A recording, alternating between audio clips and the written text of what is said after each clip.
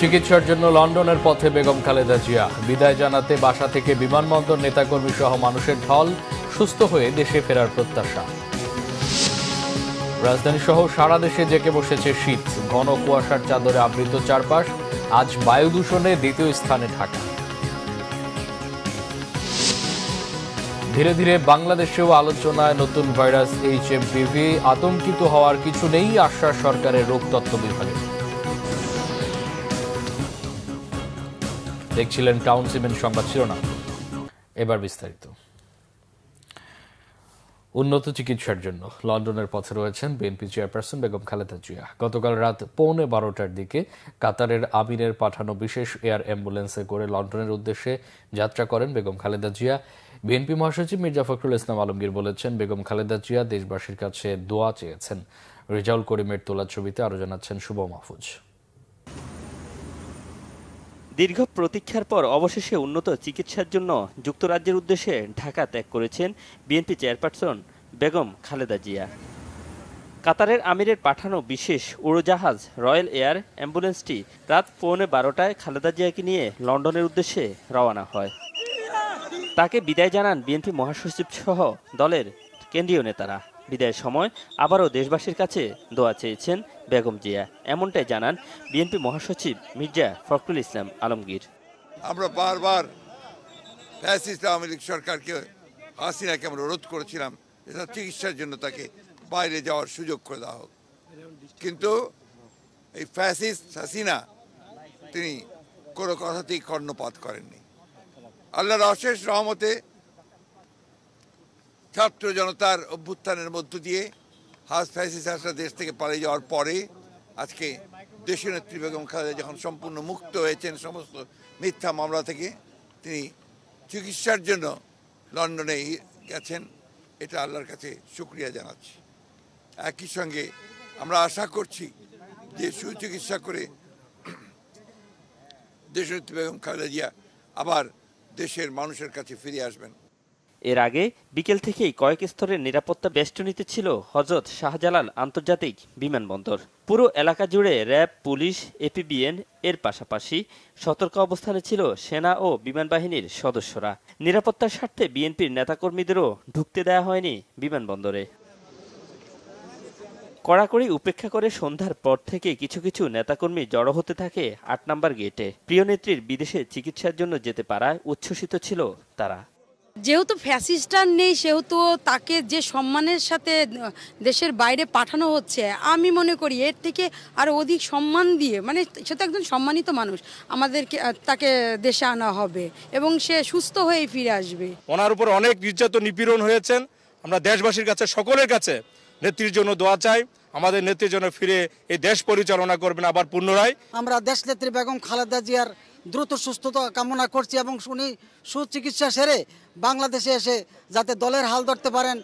প্রিয় দেশনেত্রী দ্রুত সুস্থ হয়ে দেশে ফিরবেন, এমনটাই প্রত্যাশা দলের সিনিয়র নেতাদের। 18 বার উন্নত চিকিৎসার জন্য ম্যাডামের পরিবার থেকে আবেদন করা সত্ত্বেও অনুমতি দেওয়া হয়নি। তাতেই তো স্পষ্ট যে শেখ হাসিনা সরকার কতটা ফ্যাসিস্ট ছিল, কতটা দানবীয় ছিল। সকলের আশা একটাই, এই নেত্রীর প্রয়োজন এই দেশে গণতন্ত্রের জন্য। এই নেত্রী সুস্থ হয়ে দেশে ফিরে আসবে, এটাই সবাই দোয়া, এটাই সবার কামনা। খুনি হাসিনা কোনোভাবেই চায়নি দেশনেত্রী বেগম খালেদা জিয়া সুস্থ থাকুক, কারণ দেশনেত্রী বেগম খালেদা জিয়া সুস্থ থাকে, বাংলাদেশ সুস্থ থাকে। তো যার কারণে ম্যাডাম খালেদা জিয়াকে তিনি কোনোদিনও চাননি যে বাংলাদেশে ম্যাডাম খালেদা জিয়া রাজনীতি করুক। দেশের গণতন্ত্র পুনঃপ্রতিষ্ঠা করতে বেগম জিয়ার সুস্থতা কামনা করেন সবাই। শুভ মাহফুজ, বাংলা ভিশন, ঢাকা।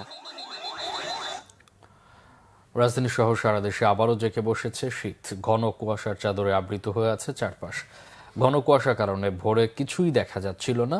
কুয়াশা কোথাও কোথাও দুপুর পর্যন্ত অব্যাহত থাকতে পারে। আজ অস্থায়ীভাবে আংশিক মেঘলা আকাশ সহ সারা দেশের আবহাওয়া শুষ্ক থাকতে পারে। আবহাওয়ার পূর্বাভাসে বলা হয়েছে এমনটি। সারা দেশে রাত এবং দিনের তাপমাত্রা সামান্য বৃদ্ধি পেতে পারে। এছাড়া আগামী 5 দিনের শুরুর দিকে দেশের উত্তরাংশে হালকা বৃষ্টি বা গুঁড়ি গুঁড়ি বৃষ্টি হতে পারে। সেই সঙ্গে রাত এবং দিনের তাপমাত্রা হ্রাস পেতে পারে। এদিকে বিশ্বের 125 নগরীর মধ্যে আজ বুধবার সকালে বায়ু দূষণে দ্বিতীয় স্থানে ঢাকা। সকাল 8:30টার দিকে IQ এয়ার মানসূচকে ঢাকার বায়ুর মান 204। বায়ুর এই মানকে খুবই অস্বাস্থ্যকর হিসেবে বিবেচনা করা হয়। আজ বিশ্বে বায়ু দূষণে 250 স্কোর নিয়ে প্রথম অবস্থানে আছে ভিয়েতনামের হ্যানয়। সারা দেশেই আবারও বেড়েছে শীতের দাপট, কয়েক জেলা বইছে মৃদু শৈত্যপ্রবাহ। চুয়াডাঙ্গার ঘন কুয়াশা এবং হিমেল হাওয়ায় বিপর্যস্ত জনজীবন। সকাল 9টায় চুয়াডাঙ্গার সর্বনিম্ন তাপমাত্রা রেকর্ড করা হয়েছে 14.5 ডিগ্রি সেলসিয়াস। সবচেয়ে বিপাকে রয়েছেন খেটে খাওয়া ছিন্নমূল মানুষ। কনকনে ঠান্ডায় ঘর থেকে বের হওয়াই কঠিন। সময় মতো কাজে যেতে পারছে না তারা, ব্যাহত হচ্ছে স্বাভাবিক কাজকর্ম। হাসপাতালে বাড়ছে শীতজনিত রোগে আক্রান্তের সংখ্যা, এর মধ্যে শিশু ও বয়স্করাই বেশি। ধীরে ধীরে বাংলাদেশেও আলোচনায় জায়গা করে নিচ্ছে চীনে ছড়িয়ে পড়া নতুন ভাইরাস মেটোপনিউমো ভাইরাস বা HMPV। করোনার করাল গ্রাসে আতঙ্কিত সময় কাটানো মানুষের মনে নতুন এই ভাইরাস নিয়ে দেখা দিয়েছে অজানা আতঙ্ক। বাংলাদেশে এই ভাইরাসের অস্তিত্ব রয়েছে জানিয়ে এ নিয়ে আতঙ্কিত হওয়ার কিছু নেই বলে উল্লেখ করেছে সরকারের রোগতত্ত্ব বিভাগ। সংস্থাটি বলছে এটি করোনার মতো ব্যাপক আকারে নেবে না। বিস্তারিত ওবায়দুল্লাহ মামুনের রিপোর্টে। করোনা সারা দুনিয়া কাঁপিয়ে দিয়েছিল এই ভাইরাস। এর ফলে কোভিড-19 সারা দুনিয়ায় কেড়ে নিয়েছে লাখো মানুষের প্রাণ। সরকারি হিসেবে বাংলাদেশেও কোভিড-19-এ আক্রান্ত হয়ে মারা যায় প্রায় 30,000 মানুষ। করোনার ধকল শেষ না হতেই নতুন করে আতঙ্ক ছড়াচ্ছে হিউম্যান মেটোপনিউমো ভাইরাস বা HMPV। চীন, জাপান, ভারত সহ এশিয়ার বিভিন্ন দেশে ছড়িয়ে পড়েছে এটি। প্রথমে চীন, তারপর জাপানে ছড়িয়ে পড়ে। এরপর মালয়েশিয়া ও হংকংয়েও শনাক্ত হয় মেটোপনিউমো ভাইরাস।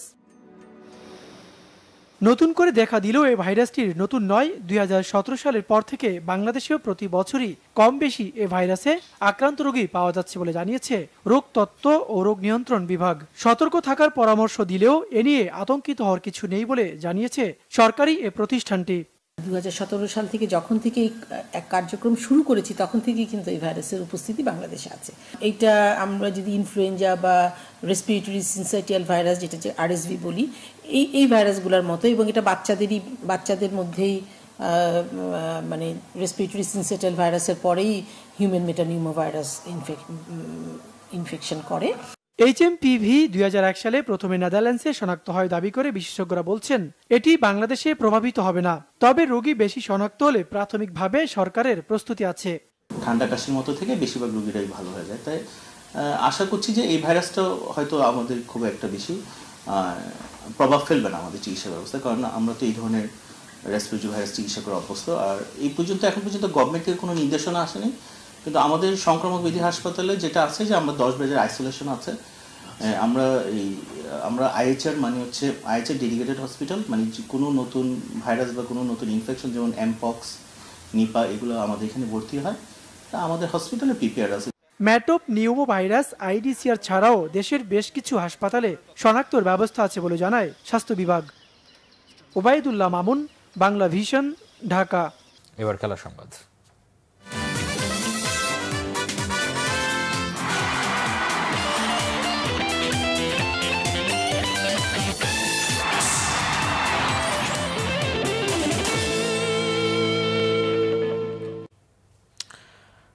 BPL T20 ঢাকা ক্যাপিটালসকে 7 উইকেটে হারিয়ে টানা পঞ্চম জয় রংপুর রাইডার্সের। অন্যদিকে টানা চতুর্থ পরাজয় ব্যর্থতার বৃত্তে বন্দী ঢাকা ক্যাপিটালস। সিলেটে নিজেদের চতুর্থ ম্যাচেও সেই বৃত্ত ভাঙতে পারেনি চলচ্চিত্র নায়ক শাকিব খানের দল। রংপুরের বিপক্ষে মাত্র 111 রানে অল আউট হয়েছে ঢাকা। জবাবে 40 বল হাতে রেখেই সহজ জয় নিশ্চিত করে রংপুর। টানা পঞ্চম জয়ে উঠছে রংপুর রাইডার্স। রংপুরের অলরাউন্ড পারফরম্যান্সের বিপক্ষে দাঁড়াতেই পারেনি ঢাকা। দলীয় শক্তি বাড়াতে সাব্বির রহমান ও মোসাদ্দেক হোসেন সৈকতকে দলে নেয় ঢাকা, যদিও ব্যাটিং ব্যর্থতা এড়াতে পারেনি তারা। টস হেরে ব্যাটিংয়ে নেমে উইকেটে আসা যাওয়ার মিছিল ঢাকার ব্যাটসম্যানদের। উদ্বোধনী জুটি 28 রানের 14 করে সাজঘরে ওপেনার হাবিবুর রহমান সোহান, 18 রান করে শেখ মাহেদির শিকার জেসন রয়। উইকেটে সেট হয়েও 16 বলে 20 রান করে আউট তানজিদ তামিম। প্রত্যাবর্তনটা ভালো হয়নি সাব্বিরের, 2 রানে সাজঘরে ফেরেন তিনি। সতীর্থদের আত্মাহুতির মিছিলে সামিল হয়েছেন অধিনায়ক থিসারা পেরেরা 0, লিটন দাস 9, সৈকত 12 করে ফেরেন।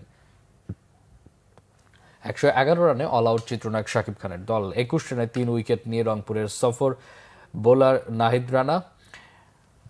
জবাবে আজিজুল হাকিম 5, সাইফ হাসান 13 রানে আউট হলেও অ্যালেক্স হেলসের 44 এবং খুশদিল শাহর অপরাজিত 27 রানে টানা পঞ্চম জয় নিশ্চিত করে রংপুর। অন্য ম্যাচে সিলেট স্ট্রাইকার্সকে 125 রানে বেঁধে চতুর্থ ম্যাচে তৃতীয় জয় পেয়েছে ফরচুন বরিশাল। তামিম ইকবাল 0 রানে আউট হলেও কাইল মার্সের অপরাজিত 59 এবং তাহিদ হৃদয়ের 48 রানে 7 উইকেটে জিতেছে বরিশাল।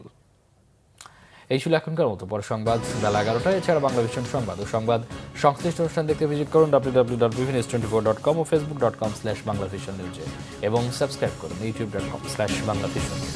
এতক্ষণ সাথে থাকা অসংখ্য ধন্যবাদ।